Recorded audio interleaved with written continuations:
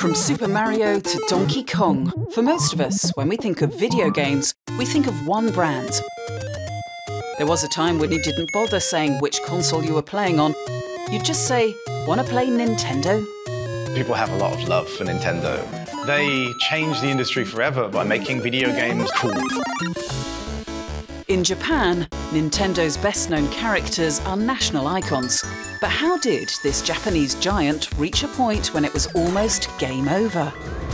まあちょっと内部のクリエイターとしてはフラストレーションたまるし、おそらくコアなファンからしても、ちょっとどうしちゃったのっていう。This is the roller coaster story of how a much-loved video games company survived against all the odds.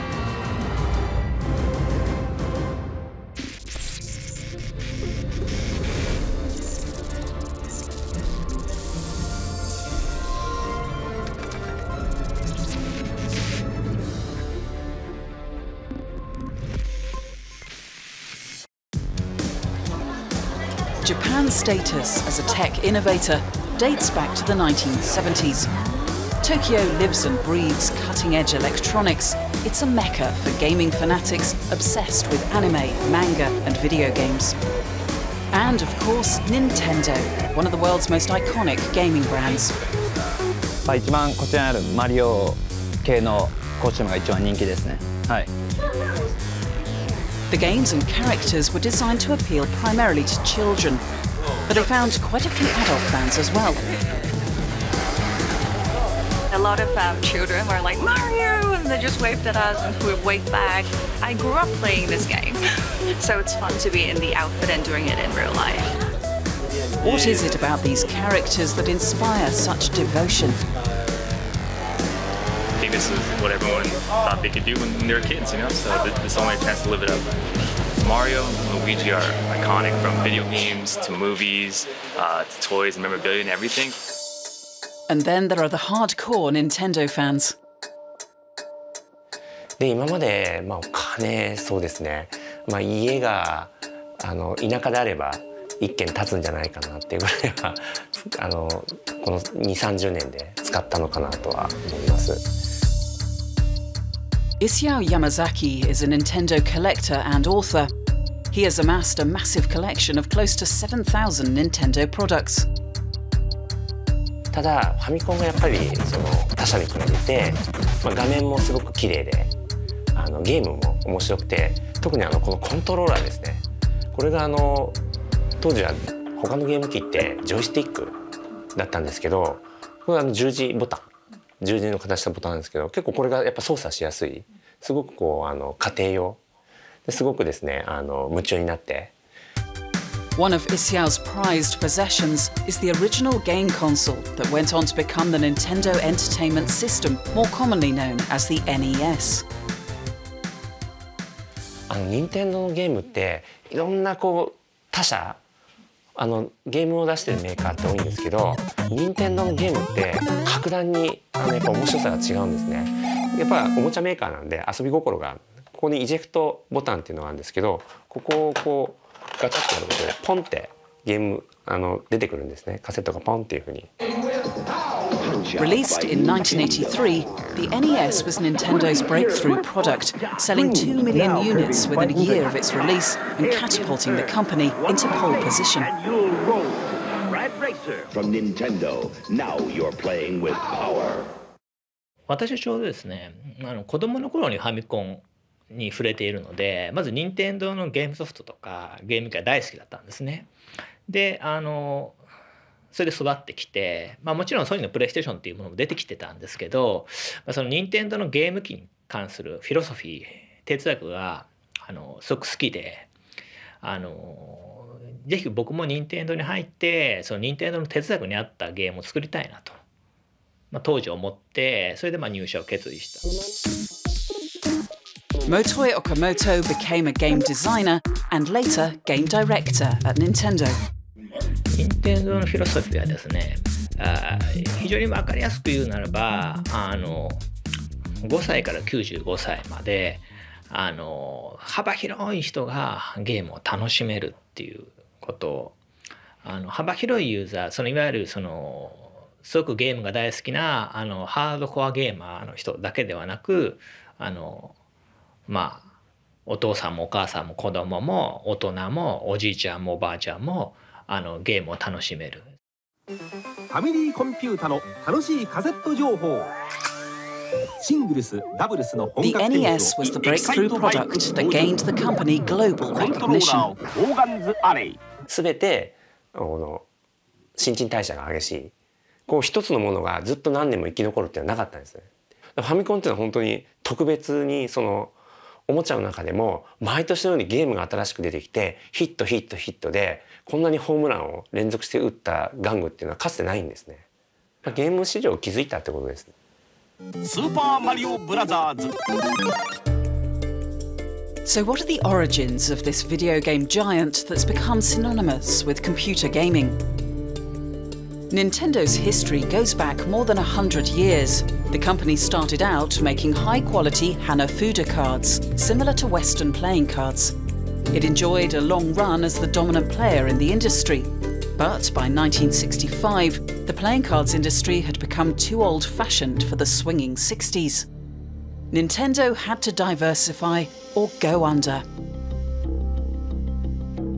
The company moved into a wide range of business ventures, from running a hotel chain to a taxi company and even a vacuum cleaning business. All these ventures failed miserably. Until Nintendo stumbled into the world of video games, thanks to one man's genius, toy designer Yokoi Gunpei. Yokoi Gunpei joined Nintendo in 1965 to run the assembly line machines manufacturing Hanafuda cards. And in his spare time, Yokoi made a toy extending arm, which caught the eye of the management at Nintendo. The Ultra Hand became a huge success, and Yokoi was asked to work on a range of other toys. He became one of Nintendo's first game designers. で横井さんが入社したことによってこう玩具ですね新感覚のおもちゃっていうのを横井さんっていうのはすごくこうアイデアマンなので出す玩具っていうのは年齢に関係なく大人でも遊べる。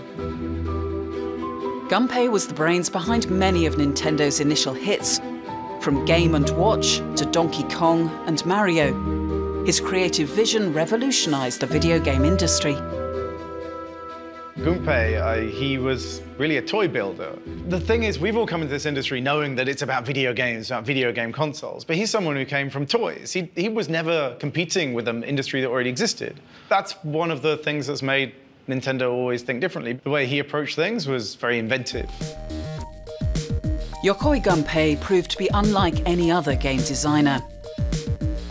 He started creating new products using cheap, well-established technology. This allowed Nintendo to introduce new, innovative ideas into the market at affordable prices. This philosophy was to play a vital role in eventually establishing Nintendo as a leader in the video game market. But the early 80s was a time of turbulence for the industry. In the late 1970s and early 1980s, there was an explosion in that market in terms of the number of console makers. As well, there was an explosion in terms of the number of titles. Everyone's favourite arcade game was now easily accessible in the comfort of their own home. But as games became cheaper to produce, the market got saturated with low-cost, poor-quality games. There was mass confusion among the consumers. They didn't know which console would be best. There was no coherence in the market. As a consequence, nobody was buying any of these consoles and any of these expensive games. In the summer of 1983, Atari, the American company that had until then dominated the market with 80% share, was suddenly facing massive losses. Sales of their consoles and games hit all-time lows. The company ended up burying most of its discarded games and hardware in the landfills of New Mexico. They were deemed to be completely worthless. So why on earth would Nintendo choose this very moment to enter the home video games industry? アタイショックっていうのはアメリカのゲーム産業を確かにこう活性化させた。これはアメリカの出来事。で、日本っていうのはゲーム市場自体っていうのはなかったんですね。おもちゃの市場の中でこれはあくまでもファミコンっておもちゃなんです。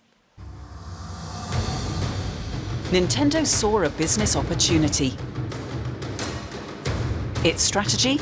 Distance itself from the struggling games market and sell its products in the US as entertainment devices. 日本のファミリーコンピューターと、名前が違うんですね。アメリカで売られてたのは任天堂エンターテインメントシステムという名前で売られたんですけども、なのでゲーム機として受け入れられないのなら、これは総合娯楽マシンとして、なのでそのロボットだったり光線銃だったりそういったおもちゃを一緒につけてですね。The strategy paid off. Within 2 years, Nintendo became the leading maker of games consoles globally. 任天堂は他社の真似をしない。なので独自性、自分たちで今まで市場にないものを作っていくっていう精神が昔からありました。Nintendo brought discipline to the market. They were limiting the number of games that would be produced, and they were also exerting strict quality control. So people knew when they purchased Nintendo, they were going to have access to a good number of games that were leading games in the area.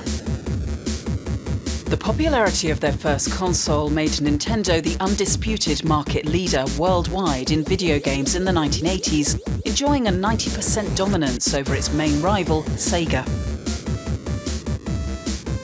The NES was to sell over 60 million units, and it was still in production right up to 2003. In 1988, Nintendo's biggest hit, Super Mario Bros. 3, grossed well over $500 million worldwide, making it the fastest-selling home video game in history. このゲームが日本で大ヒットしました。で、アメリカでも大ヒットしたんですね。やっぱゲームって面白いねっていうところになって、そこから一気にアメリカの市場が活性化していった。Nintendo was now king of the 8-bit world. But for all its success, the company was about to be rocketed by a fellow Japanese competitor. Hey! You still don't have a Sega CD? What are you waiting for, Nintendo to make one?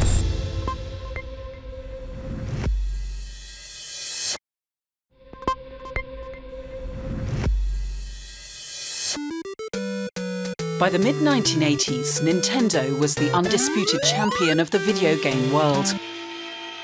But not for long. Towards the end of the 80s, then Sega, with the launch of the Mega Drive and changing their marketing approach to target a slightly older demographic, then was a serious threat for Nintendo. Roberto Dillon is an academic who studied the rivalry between Nintendo and Sega in the 80s. 16-bit arcade graphics.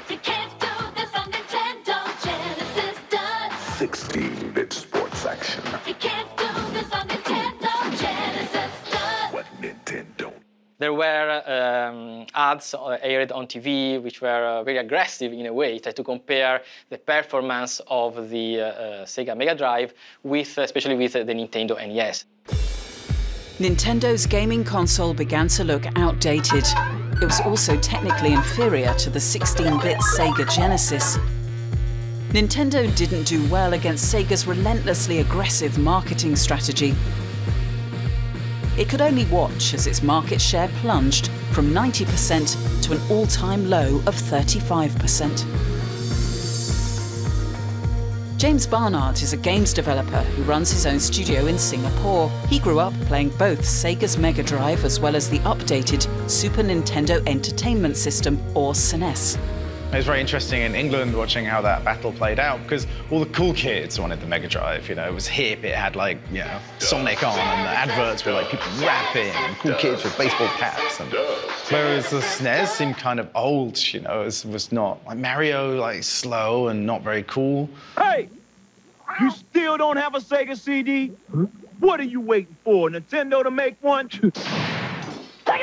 Sega's aggressive campaign aimed to make Nintendo's prize console look outdated and childish.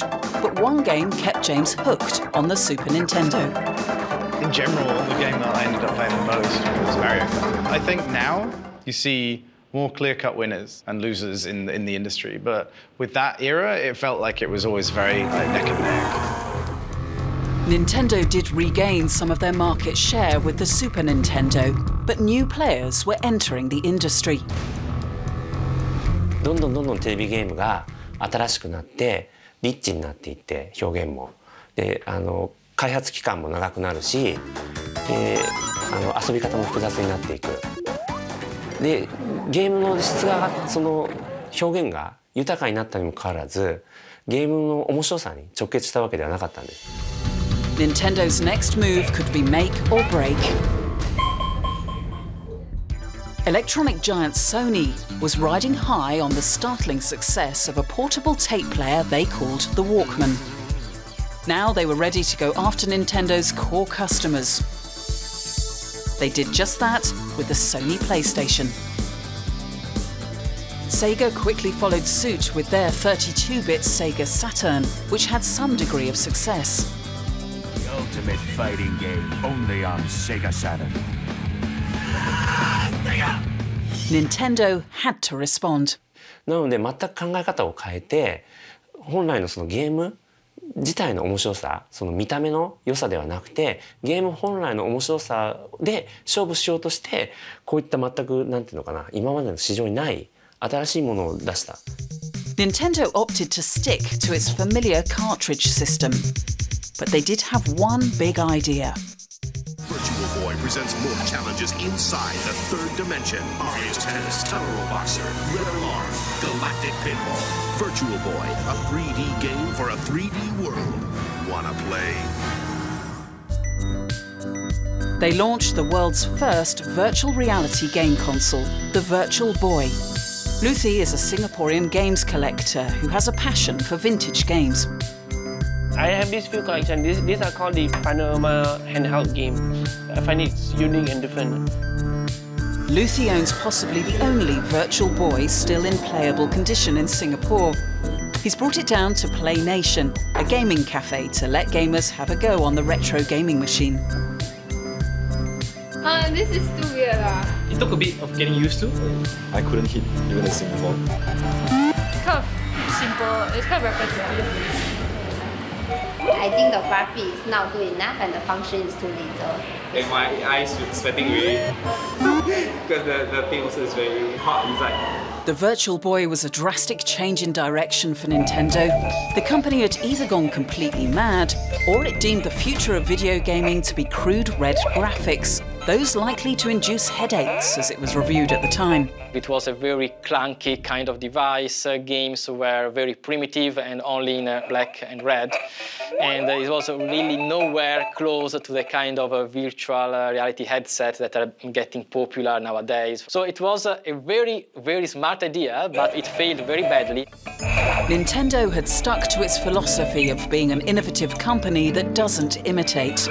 But their mantra had failed them this time. The wrong product at the wrong time. The virtual reality just made consumers nauseous and uncomfortable. So I think it was a technologically inferior product that they pushed upon the consumer base under the idea that the novelty might drive the sales. But no amount of good marketing is going to overcome the liabilities that come from having a technologically inferior product. The Virtual Boy was panned by gamers and critics alike.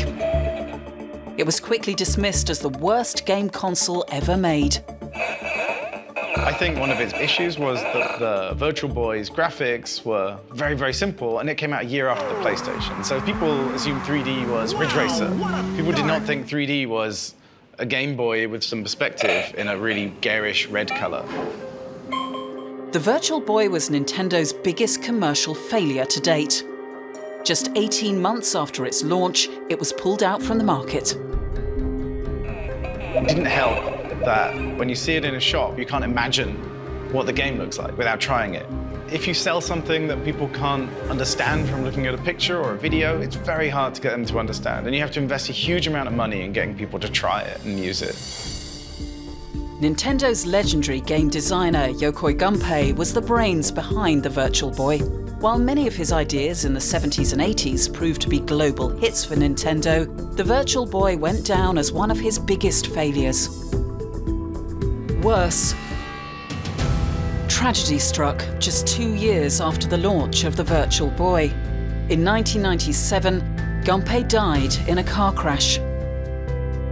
The loss of their key creative force was not the only challenge Nintendo had to deal with. Problems were beginning to brew within the organization. 言ってしまうと若い人の意見が通るような会社には思えない、そういうですね、古き良き伝統企業というイメージでした。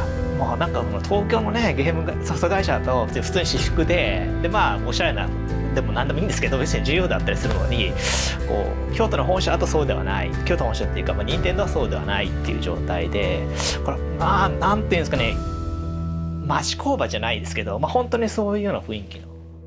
みんな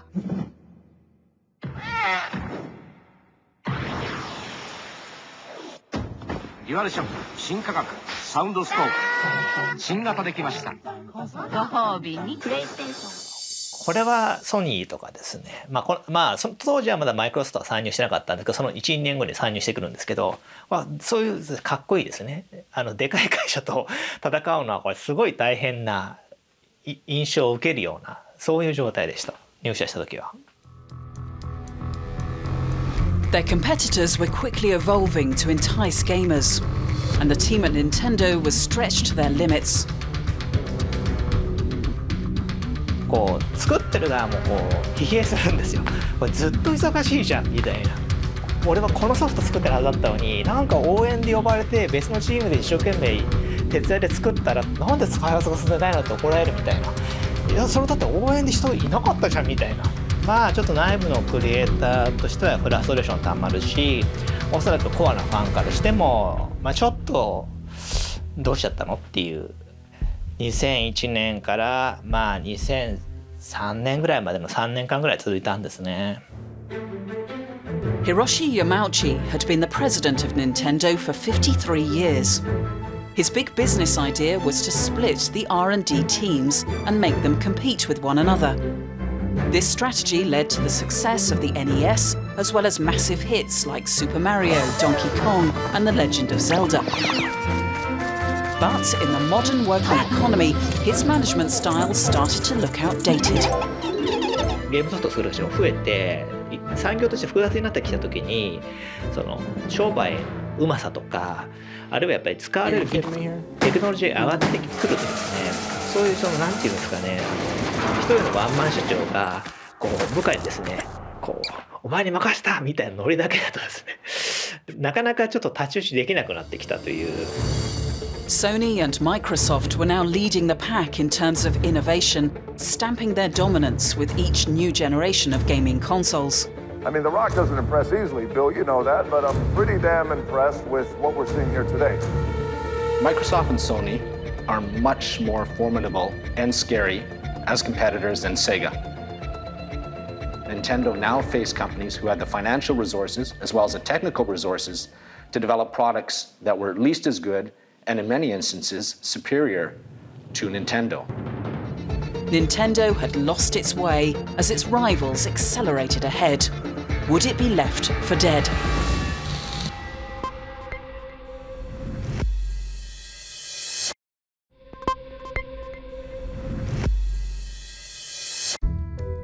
In the early 2000s, Nintendo found itself in unfamiliar territory. Sega, Nintendo's longtime rival, exited the console war when it could not keep up with the technological advancements of its competitors. The market was now dominated by Sony's PlayStation. For the first time, Nintendo fell to third place, trailing behind Sony and Microsoft in annual sales. This is PlayStation 3. This was the new generation of video gaming with cutting-edge technological advancements, from hard drives to Blu-ray and DVD players, as well as 3D graphics and multiplayer internet connections. But Nintendo still had one card to play. There was a new opportunity for Nintendo, which was really to strike back with an hardware which, despite being much less powerful than the Sony PlayStation 3, managed to captivate players in other ways. After their recent failures, the design team was under intense pressure. Their new console, the Wii, had to succeed. 面白いって分かってても、そうは言ってもやっぱり映画でもねやっぱ派手な方がいいみたいな話ってあるじゃないですか。そういう不安はねやっぱり発売する直前まではねやっぱりみんな、大なり小なり抱えてたと思います実際のところ。Led by Shigeru Miyamoto, a long-time apprentice under Yokoi Gunpei, the creative team at Nintendo had taken a huge gamble. Instead of focusing on the latest technology and hardware, they spent 4 years researching interactive gameplay. In 2005, Nintendo was ready to announce their latest console at E3, the Electronic Entertainment Expo, where the latest games and consoles are showcased to industry peers. This is a Nintendo Revolution prototype. Revolution is by far the smallest console we've ever manufactured. The codename then was Revolution, but now everyone knows it as the Wii. All the features in the prototype were presented at the 2005 showcase, but one vital piece of information was withheld. で、本体だけディスクエル本体だけ発表してごまかしたんですよ。まだコントローラーはシークレットだよ。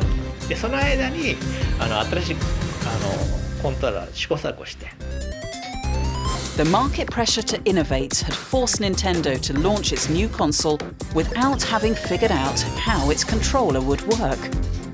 ちょうどそのカンファレンスをでは隠すって決めて、そのカンファレンスが終わった頃にようやくこう片手で振るものが第1号のコントローラーができていて、粘ってシークレットでしてまだ試行錯誤をギリギリまで続けていた時にちょうどようやく片手ってところに行ってでカードで振って。 Welcome to the next leap in gaming, where playing is no longer just about looks, it's about the feel. ギリギリまで本当に粘ったってのがね、すごく良かった。By 2006, Nintendo was back in the game, connecting with their customers like never before. The Wii was radical innovation that succeeded because it provided them with a new experience.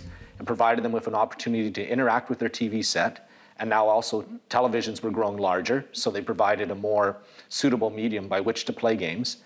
And it succeeded because you had a whole new host of games that one could play, sports games or other action-oriented games that previously might have been played but without any physicality. It wasn't just about getting couch potatoes on their feet. The new console aimed at reaching the whole family, and it worked. If all you want is next generation, you're in the wrong place. Because what you'll see from Nintendo is not just next. Instead, it's what's absolutely new.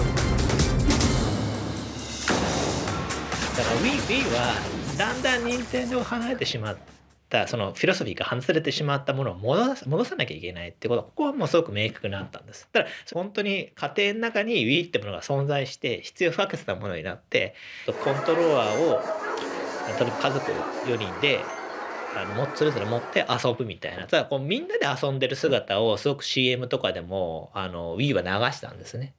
だそこがすごくセンシティブになったところです任天堂は。みんなで遊ぶものでリビングでみんなで楽しいもの笑顔になるものってことはもう Nintendo had gone back to Yokoi Gunpei's ethos that made them a success in the first place, prioritizing gameplay over flashy technology. Nintendo's creative team, led by designer Shigeru Miyamoto, was steering the company back to its successful ways. The decision not to compete head-on with Sony and Microsoft, but to march to the beat of their own drum, had paid off. One of the successful factors of Wii is that it's using very low technology. In the Japan market, it was the housewives who are actually very into the game. Because then housewives buy it and they play and then their kids play. And the key success for that was, number one, it does give you a new experience. And that is not necessarily relying on the technology. Although heavily criticised by hardcore gamers for having inferior graphics and for appealing more to casual gamers, Nintendo's Wii hit a home run. With no other major console targeting the family market, Nintendo's success with the Wii was unchallenged. More than 100 million units were sold in less than 6 years. My mum bought a Wii after playing my Wii, and so that that advertising campaign they took on, and not just the advertising campaign, they obviously have products to support it. It was really effective in changing the industry now so that it's more inclusive of more different people. And I think they showed us that there are markets in this industry that we didn't know existed.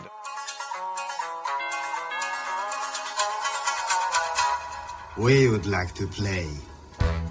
The Nintendo Wii was the shot in the arm that the company needed. Now there was a truly innovative and exciting platform for people to play their favourite Super Mario and Donkey Kong games on. With the Wii, games were played through motion control. I think if you look at motion control, Nintendo set out to make something new, and people were waving their Wiimotes. Then all the other platform holders tried to copy them. The Wii was a bold innovation that revolutionized the industry with interactive gameplay. It took both Microsoft and Sony almost 5 years to come up with a similar product to rival Nintendo's dominance. And in this cutthroat business, once they did, Nintendo's market share began to slide again. Their new tablet for gaming, called the Wii U, did not help.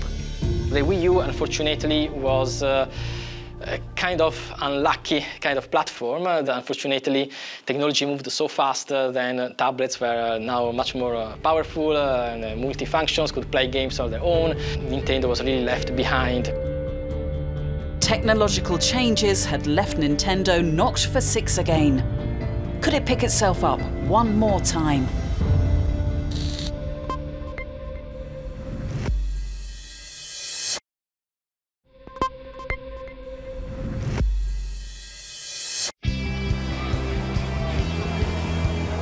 GameStart Asia is Asia's biggest video games convention. Each year, over 17,000 gaming fanatics flock to Singapore, and they're all interested in one thing: online gaming. The global video games market today is worth about $100 billion, and almost half of that revenue comes from Asia. Alicia Lee is the founder of GameStart Asia. She's been playing video games since she was a kid, and she's seen the gaming industry evolve over the decades. You know, in the past, the stigma has always been, don't play games, go and study, right? But now parents are bringing their kids to conventions like these and exposing them to gaming, and I think, and everyone's starting to now change their mindsets. The gaming is no longer seen as a negative hobby, right? It's like any other hobby, right? It's something that you love, something that you can do with your friends and your family even. Gaming is also very social, especially now where there's multiplayer games. So sometimes instead of going out and hanging out at McDonald's, maybe you go play an Overwatch match instead, and the communication is still there. Vivian Chen has studied just why video games have become so popular. The reasons that gamers are attracted to games has a lot to do with the motivations. Gaming provides that novel experiences or different kind of worldly experiences and take them out of the everyday life. That has an entertainment value. The other factor a lot of times that I see too, that people started playing certain games because my brother is playing, my best friend is playing, so it has become like a social activity. But gamers today are much more demanding than those of yesteryears. And brands like Nintendo can no longer bank on a loyal fan base sticking with them through good and bad games. Nowadays, the diversity of gamers is incredible, but because of the fast pace of development, people tend to start to develop their own taste in terms of what they want. So for Nintendo to actually maintain this kind of strategy, to actually stay true to the kind of technology development they aim for, and to actually ensure a certain quality level of their games, which includes using their classic iconic character like Super Mario, or including a very complex and interesting story world in the game. That helped them to actually develop a niche market. Just very simple. So you can play very simple Super Mario. I only need to spend 10 minutes of my day. So simple is good.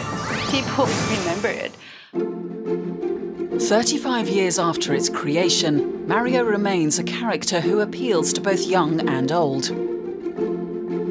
And the continued popularity of Nintendo's oldest gaming icon was to help Nintendo get back on top, this time by moving its library of characters into the mobile age.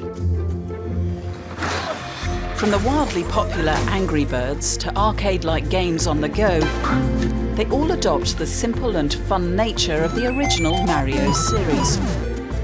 But no mobile game has been as overwhelmingly successful as Pokémon Go. It was the top-grossing and most downloaded game in every country that it was launched in, earning $200 million globally within the first month of its launch. Pokémon Go was a huge winner for stakeholder Nintendo. It saw its share price rise by 13%, pushing its market value to above $30 billion. Although the Pokémon craze has subsided from its peak of over 20 million daily users in the US alone, Nintendo seems to have reversed their fortunes. At the end of the day, now everybody enjoys the mobility of things. Everybody wants things to be always with them. They want the entertainment anywhere they go, whenever they want it. I can continue the enjoyable, entertaining experiences on this device, on my big screen, in my car, on the plane, and it also allows multiplayer function, which I think that's a brilliant aspect. Not content with banking solely on Pokémon Go, Nintendo has joined forces with the world's most successful company to secure a home for Mario on Apple's App Store. Hi, I'm Shigeru Miyamoto. This is the new Super Mario Run. これ片手で遊べるので、こっちの手で電車の辻間に捕まったり、ハンバーガーを食べながらでも遊べますよ。With its iconic characters from Donkey Kong to Zelda, Pokémon to Mario, Mario #1! Nintendo has a deep well of intellectual property that appeals to the younger generation of gamers today. So what I think Nintendo are doing, their strategy right now, is to bring their IP into the forefront of popular culture. There was a point where in America, more people knew Mario than knew Mickey Mouse. And so I think that's what they're setting out to do. Pokémon, they've proven there's huge value in their IP, and they've managed to make a hugely successful game, one of the most successful mobile games of all time. And I'm sure they hope to do the same with Mario. The fact that Mario will be back into the popular ecosystem, they're trying to compete with Disney, they're trying to be that. They're not trying to compete with Sony. They want their IPs to be so recognized that people will want to buy those products. Since its launch on Apple's App Store on the 15th of December 2016, Super Mario Run has become the top downloaded game in the US, UK, France and Australia. The game will soon be released in 151 countries. Now it's very interesting to see how Nintendo is changing their strategy again to come back once again. There was the huge success of Pokémon Go, there the launch on iOS of Super Mario Run. So that is going to be very interesting how the mobile audience reacts to the most important IP that Nintendo owns. So I expect it to be a huge success. Back at GameStart Asia, one game developer agrees. I feel there's a lot of strong IP in Nintendo. Probably will be good to bring out them, to let the younger generation to experience the past 20+ years Nintendo have been doing. Because people like the millennials have not played a lot of Nintendo games. Nintendo is also gearing up to re-enter the console wars with a brand new device, the Nintendo Switch. 2017 is surely going to be a very important year for Nintendo. The new console, the Nintendo Switch, is going to come out, and they are trying to reverse the fortune of the Wii U, again having a very innovative console that looks like a hybrid between a handheld and a home gaming platform. And instead of tackling the competition with state-of-the-art technology, they are betting on a device which is mobile, paired with their iconic range of game titles. I think Switch presents a different physical experience that I can bring to a party and we can share it. Usually console game is I have my console and I play my game. I have to give it to you, or you have to come and press the button here. With the Switch, all signs are pointing to Nintendo reinventing the wheel once again, this time with the millennials in mind. With the Switch, I don't think it's fair to compare Nintendo with Sony and Microsoft. They're doing things totally differently, totally in their own way. One of the things I think that's really unique about their value proposition is that they're not trying to target people with a television. A lot of people that are younger don't have TVs anymore. They'll buy a laptop and they play games on a laptop and they see consoles as an expensive extra. They watch movies on the laptop. Why do they need a TV in their room? So the great thing about Switch is you don't need a TV. And I think they've really latched onto something there that people like Sony and Microsoft have forgotten. However, it might take more than just a new console to make Nintendo the dominant force it once was. The modern gamer of today is extremely finicky and they have little loyalty. They have no need for loyalty because they pay little money. Maybe buy an in-game app is what, $1, $5? Many of them are free. And switching costs are next to nothing because they're all made for the same operating system. Nintendo is operating in this market where consumer choice is massive. This is almost perfect competition, unlike the oligopolistic competition Nintendo had earlier, where it was just facing two competitors. In perfect competition, earnings will go down to a very, very low rate, even for successful games, because people will only pay for what they value. Nintendo has learnt the hard way that it needs to stay steps ahead of its competitors. The company is researching virtual reality and augmented reality for their future hardware. The failure of Virtual Boy has already highlighted the challenges of marketing a console that needs to be experienced firsthand. The cost of VR is still prohibitive, but like most forms of technology, it will eventually become more affordable. 2016 is a seminal moment in virtual reality. The time has finally come for everyone to enjoy VR in their own homes. The next step change for gamers and developers must deliver high-fidelity VR. But for VR to take off, it needs to overcome some major obstacles, such as user disorientation, fatigue, and dizziness. For VR, I think it's still quite a question mark, but now, because of the technology, are much more easily accessible, and the technology is also advanced enough to extend that it reduces the dizziness and increase the possibility of being able to use it in different places. If, for instance, my TV has virtual reality and this has virtual reality, then it will be more likely to become popular, which is why mobile gaming become popular, because I could do everything on my phone. Same thing with AR and VR. I think if we're seeing more and if it's integrated a bit more in our other daily experiences, then I think it will take off quite fast. Besides virtual reality, Nintendo is exploring other ways to diversify their business. Like a theme park. The company is in talks with Universal Studios to open themed attractions. I think it might work because I think that it's part of the Japanese culture where people tend to create fantasy, but also try to role play and merge that fantasy world and the real world, which is why you see cosplay in Japan and these, Mario Kart going around. Judging by the popularity of Mario Kart rides in Tokyo, where both locals and tourists don costumes as they joyride around the capital, the future of Nintendo may indeed be capitalizing on its iconic characters. There's been speculation of Nintendo franchising its much-loved characters for the big screen. I believe this should be the ultimate destination for Nintendo. It should be acquired. And maybe then they can revive some of this engine that generates these unique characters. But will the company choose to cash in on their icons, or will they stick to their philosophy of bucking the trends and focusing on the quality of their game consoles? I think the company still have a very good potential to survive in the gaming industry. There is a lot of the cultural background that is helping them. There is the public memory that's helping them.